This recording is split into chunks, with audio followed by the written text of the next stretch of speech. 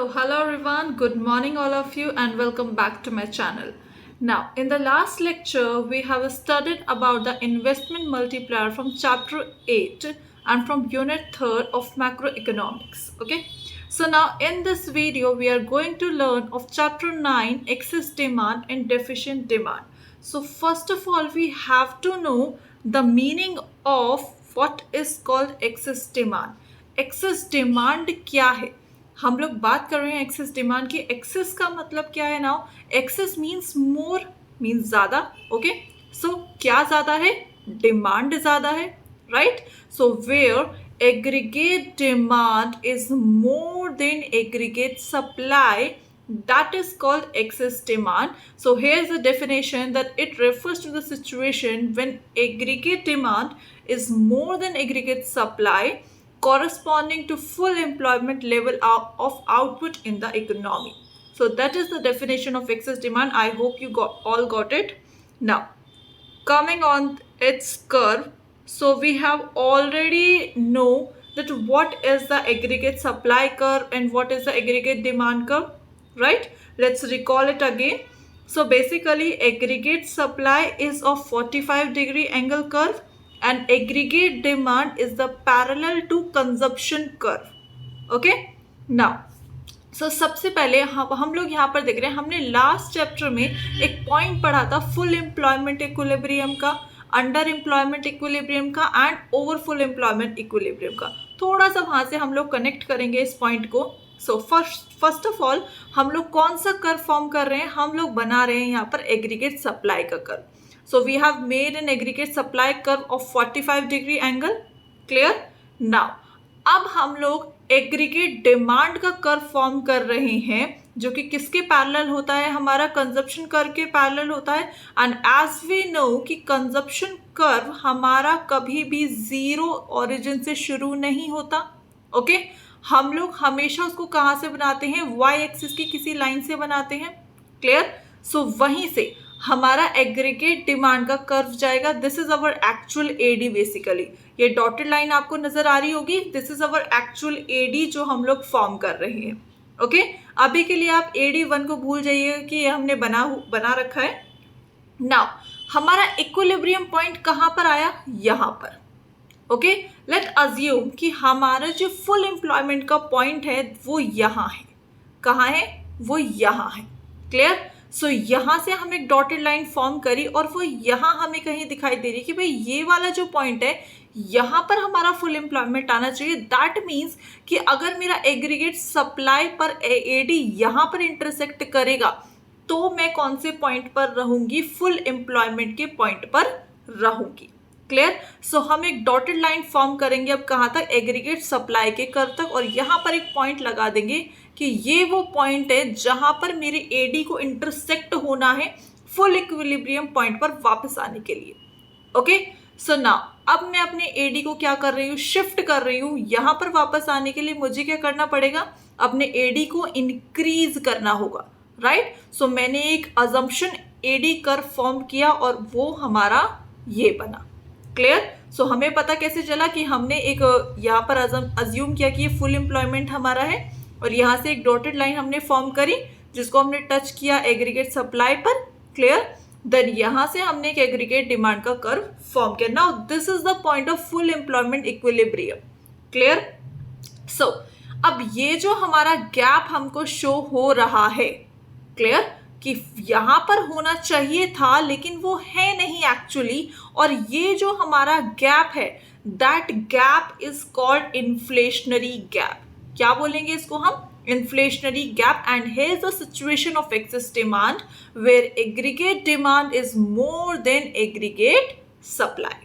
Clear? चलिए आगे बढ़ते हैं. Now what are the reasons for excess demand? Excess demand के रीजंस क्या क्या हैं? भाई डिमांड मार्केट में इंक्रीज हो क्यों रही है, right? So first is increase in consumption expenditure. हम लोगों ने कंज्यूम करना ज्यादा शुरू कर दिया.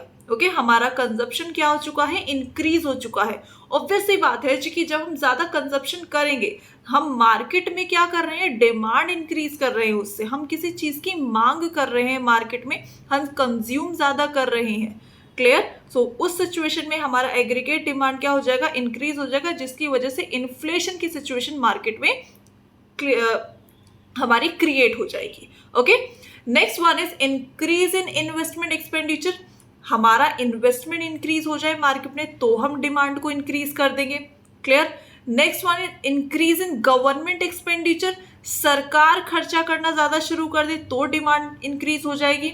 इंक्रीज इन नेट एक्सपोर्ट, हमारा नेट एक्सपोर्ट इंक्रीज हो जाए, दैट मीन्स कि हमारे एक्सपोर्ट्स ज्यादा है किससे, इंपोर्ट्स से, तो वहां पर सिचुएशन किसकी आ जाएगी, that aggregate demand is more than aggregate supply. Next one, money supply का इंक्रीज होना, दैट मीन्स पब्लिक के पास पैसा ज्यादा होना. पब्लिक के पास पैसा ज्यादा होगा तो मार्केट में डिमांड करना शुरू कर देगी, और वहीं से हमारी सिचुएशन क्या हो जाएगी, डिमांड ज्यादा हो जाएगी सप्लाई से, और वही सिचुएशन किसकी बनती है, इन्फ्लेशन की सिचुएशन बनती है. तो यहाँ से एक पॉइंट और क्लियर होता है, when aggregate demand is more than aggregate supply there is a situation of inflation. Clear? Last, जब सरकार टैक्सेस क्या कर दे, डिक्रीज कर दे, और वी कैन से जब आरबीआई टैक्सेस डिक्रीज कर देती है. सो टैक्सेस डिक्रीज करेगी तो हम ज्यादा से ज्यादा लोन लेना शुरू करेंगे. हम लोन लेना शुरू करेंगे तो हमारे पास पैसा ज्यादा आना शुरू हो जाएगा. पैसा ज्यादा आना शुरू हो जाएगा तो हम मार्केट में डिमांड करना शुरू कर देंगे. Clear now? चलिए, now next point is impact of excess demand. अब एक्सेस डिमांड के इम्पैक्ट क्या क्या हमारे बनते हैं कि भाई एक्सेस डिमांड हो जाने से इकोनॉमी पर क्या इम्पैक्ट आ रहा है. So the first one, that it causes continuous rise in prices of goods.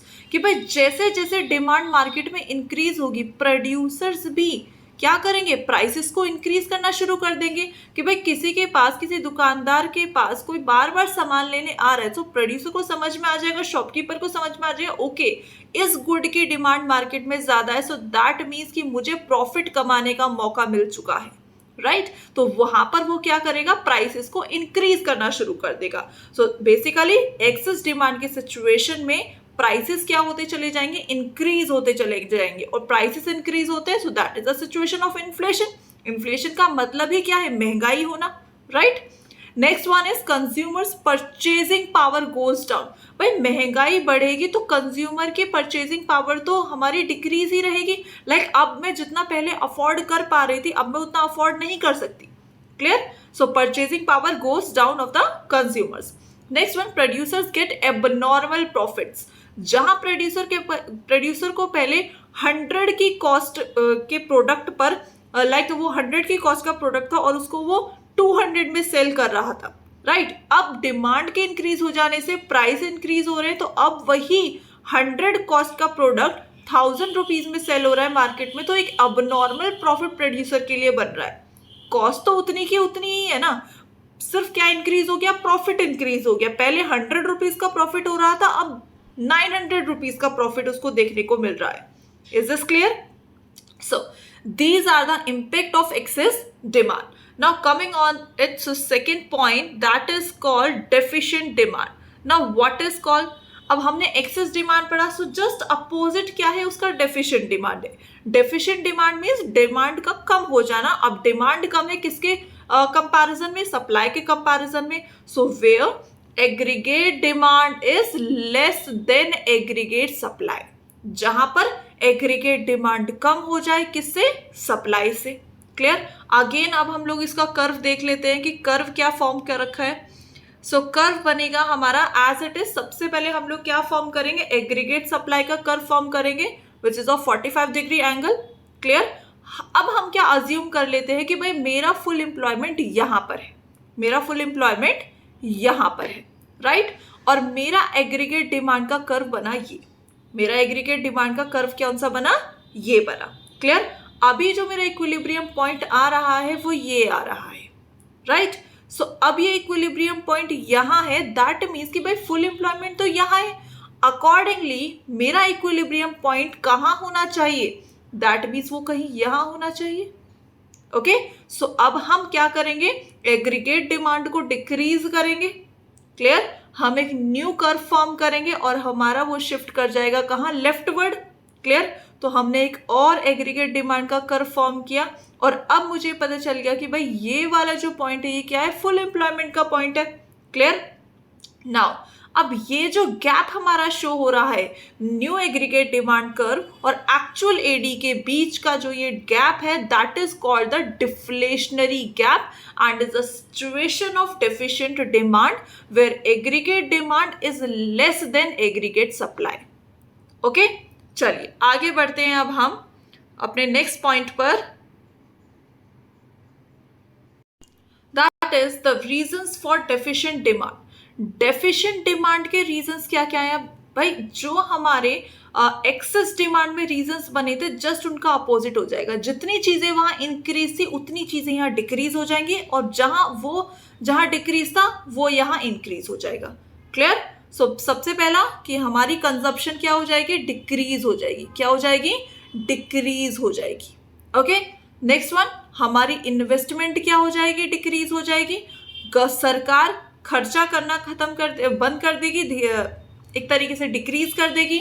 Next one, net exports क्या हो जाएंगे? डिक्रीज हो जाएंगे. दैट मीन्स इस केस में इंपोर्ट्स क्या है? हमारे ज्यादा है.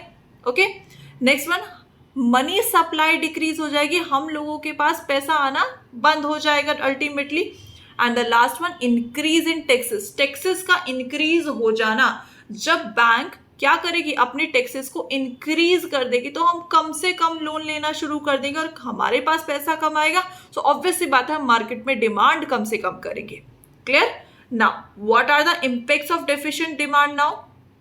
सो हमने एक्सेस डिमांड में देखा था कि वहां पर कॉन्टिन्यूस राइज हो रहा था, तो यहाँ क्या हो जाएगा? कॉन्टिन्यूस फॉल होना शुरू हो जाएगा प्राइसेस में, क्योंकि ये कौन सी सिचुएशन है? डिफ्लेशन की सिचुएशन है. मार्केट में मंदी आ चुकी है, हद से ज्यादा प्राइसेस का गिर जाना मार्केट के अंदर. That is the situation of deflation. Clear? So prices का कॉन्टिन्यूस फॉल होना मार्केट में. Next one, but consumer purchasing power क्या हो जाएगी? Goes up.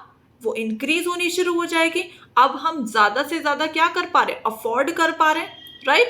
एंड प्रोड्यूसर इनकर लॉसेस. लेकिन प्रोड्यूसर्स लॉस में जा रहे हैं क्योंकि अब वो उतना भी प्रॉफिट अर्न नहीं कर पा रहे जितना वो स्टेबल सिचुएशन में अर्न कर पा रहे थे. I hope it is clear now. Okay, so that's it for this video. Okay, now इसके आगे का हम अपने नेक्स्ट लेक्चर में कंटिन्यू करेंगे. If you are liking this video so kindly share it, subscribe it and like it. Thank you so much and have a good day. Bye.